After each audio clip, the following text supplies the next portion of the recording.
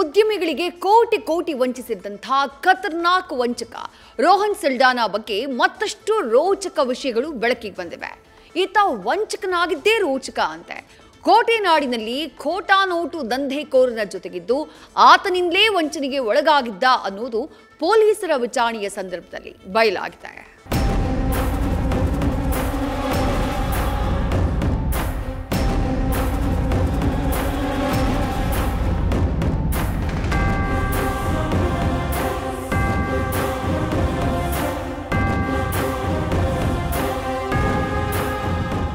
ಮಂಗಳೂರಿನ ಕೋಟಿ ವಂಚಕನಿಗೆ ಕೋಟೆನಾಡಿನ ನಂಟು.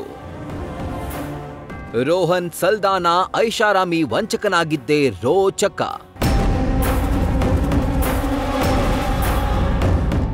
ಸಾಲ ಕೊಡಿಸೋದಾಗಿ ಉದ್ಯಮಿಗಳಿಗೆ ಕೋಟಿ ಕೋಟಿ ವಂಚನೆ ಮಾಡಿ ಕಡಲನಗರಿಯಲ್ಲಿ ಐಷಾರಾಮಿ ಜೀವನ ನಡೆಸ್ತಾ ಇದ್ದಂತೆ ರೋಹನ್ ಸಲ್ಡಾನಾ ಸದ್ಯ ಪೊಲೀಸರ ಅತಿಥಿಯಾಗಿದ್ದಾನೆ. ಆದರೆ ಈತನ ವಿಚಾರಣೆ ವೇಳೆ ಮತ್ತೊಂದು ಸ್ಫೋಟಕ ವಿಷಯ ಬೆಳಕಿಗೆ ಬಂದಿದೆ. ರೋಹನ್ ಸಲ್ಡಾನಾ ಬಹುಕೋಟಿ ವಂಚಕನಾಗಿದ್ದೇ ರೋಚಕ ಅನ್ನೋದು ಬೆಳಕಿಗೆ ಬಂದಿದೆ.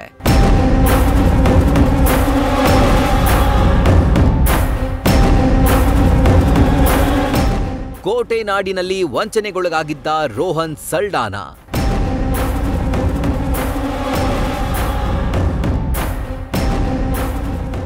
ಮಂಗಳೂರಿನ ಮದ್ಯದ ದೊರೆ ಅಂತಾನೆ ಫೇಮಸ್ ಆಗಿದ್ದ ರೋಹನ್ ಶ್ರೀಮಂತರು ಉದ್ಯಮಿಗಳಿಗೆ ನೂರಾರು ಕೋಟಿ ಸಾಲ ಕೊಡಿಸುವ ನೆಪದಲ್ಲಿ ವಂಚನೆ ಮಾಡಿದ್ದ.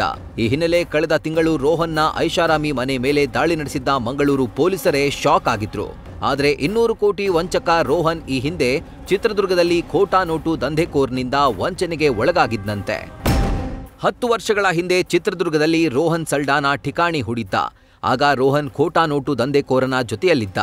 ಈ ವೇಳೆ ಖೋಟಾ ನೋಟು ಕೊಡ್ತೀನಿ ಅಂತ ಹಣ ಪಡೆದು ರೋಹನ್ಗೆ ದಂಧೆಕೋರ ಲಕ್ಷ ರೂಪಾಯಿ ವಂಚನೆ ಮಾಡಿದ್ದಂತೆ.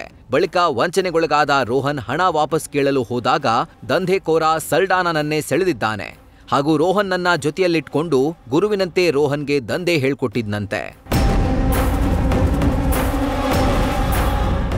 ರೋಹನ್ ಅರೆಸ್ಟ್ ಆಗ್ತಿದ್ದಂತೆ ದಂಧೆಕೋರ ಸೈಲೆಂಟ್.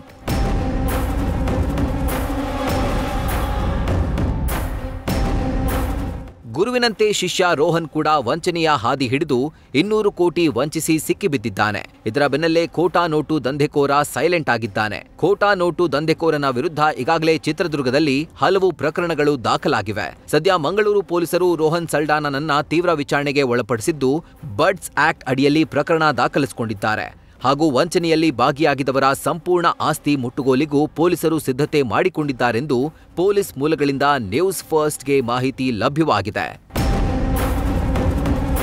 ಒಟ್ಟಾರೆ ನಟೋರಿಯಸ್ ವಂಚಕ ರೋಹನ್ಗೆ ಗುರುವಾಗಿರುವ ಚಿತ್ರದುರ್ಗ ಮೂಲದ ಖೋಟಾ ನೋಟು ದಂಧೆಕೋರ ಸಿಕ್ಕಿಬಿದ್ರೆ ಮತ್ತಷ್ಟು ವಂಚನೆಗಳು ಬಯಲಿಗೆ ಬರೋದ್ರಲ್ಲಿ ಅನುಮಾನವೇ ಇಲ್ಲ.